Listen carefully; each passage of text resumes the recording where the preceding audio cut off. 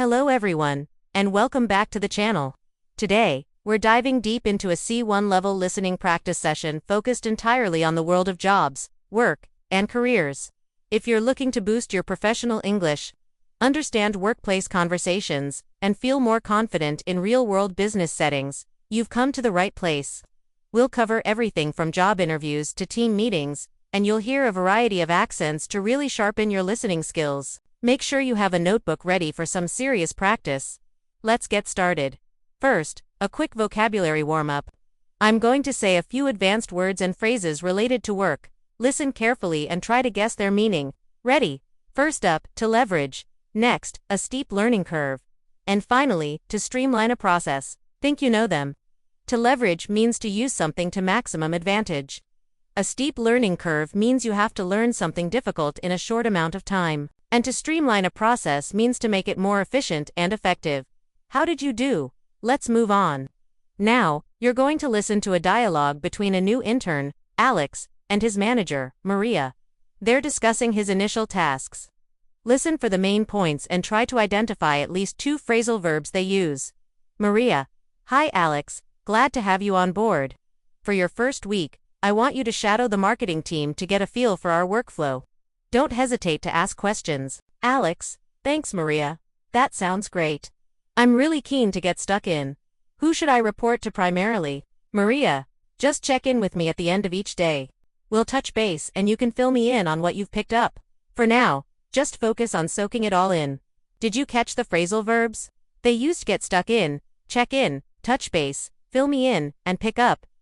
The main point was for Alex to observe the team and report back to Maria daily. Great job. Now for our next section. You are about to hear an excerpt from a job interview. An HR manager, Mr. Sharma, is interviewing a candidate. Pay close attention to the question and the structure of the answer. Mr. Sharma: Thank you for coming in today. Can you tell me about a time you had to handle a significant challenge at work and what the outcome was? Candidate: Certainly. In my previous role, we were tasked with launching a new product on an incredibly tight deadline. Our initial data showed a potential flaw in the user interface just a week before launch. I took the initiative to pull together a cross-functional team. We worked around the clock to troubleshoot the issue. And ultimately, we managed to deploy a patch without delaying the launch. The product went on to exceed its first quarter sales targets by 15%. Notice how the candidate used the STAR method: situation, task, action, and result. This is a powerful technique for answering behavioral interview questions. Try to use this structure the next time you're in an interview. Next, we have our career coach, Sarah. She's going to share a powerful tip for professional development. Listen for the key takeaway. Sarah: One of the biggest mistakes I see professionals make is waiting for opportunities to come to them. Proactive career management is crucial. Don't just do your job. Understand the bigger picture. Identify a skill gap in your team or a process that could be improved. Then, pitch a solution. Taking ownership like this not only adds value to your company but also positions you as a leader. It's about creating your own opportunities, not just waiting for a promotion to fall into your lap. The key takeaway: be proactive. Don't wait for opportunities. Create them by identifying problems and offering solutions. This is how you stand out and accelerate your career growth. Now, let's drop into a fast-paced tech company's daily stand-up meeting. A software engineer, Lynn, is giving her update. Tech speak can be tricky, so listen for the general meaning. Lynn: Morning all. Quick update from me. I've wrapped up the front-end components for the user dashboard. I had to refactor some legacy code, which took longer than anticipated, but it's much cleaner now. I'm pushing the changes to the staging environment for QA to review. I'm blocked on the API integration, though, waiting for the back-end team to deploy the new endpoints. That's it for me. Even if you didn't catch every term, you should have understood that she finished her task. It was a bit complex, and now she's waiting for another team so she can continue. This is a great example of concise, clear communication in a technical environment. Let's switch gears to a completely different environment. We're going to listen to a nurse, David, during a shift handover in a hospital. This is a high-stakes conversation where clarity is vital. David: Okay, handover for patient in room 302, Mr. Henderson. He's stable post-op, vitals are within normal limits. He's on a standard for drip. And his pain is well managed with the prescribed medication. Dr. Evans wants his mobility to be encouraged, so we need to get him up for a short walk this afternoon. His family is expected around 4 p.m. Any questions? The language here is precise and factual. The key information is the patient's status, the treatment plan, and the doctor's orders. This type of communication ensures continuity of care and patient safety. Next, let's hear from a retail manager, Maria, addressing her team before the store opens on a busy Saturday.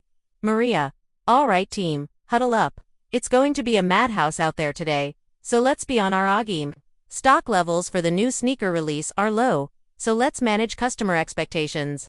Let's focus on upselling our loyalty program at the checkout. Remember to communicate with each other over the headset if you need support on the floor. Let's have a great sales day. Break. The tone is energetic and motivational. She clearly outlines the day's priorities, managing a high-demand product, a sales goal, and communication strategies. This sets the team up for success during a busy shift. Finally, let's practice understanding small talk at a professional networking event. This is where building rapport is key. Person A: the keynote speaker was incredibly insightful, wasn't she? I've been following her work on sustainable supply chains for a while. Person B: absolutely. It really gave me some food for thought. My company is just starting to look into that area. By the way, I'm Ben. I work in logistics. Person A: pleasure to meet you, Ben. I'm Chloe. I'm in procurement.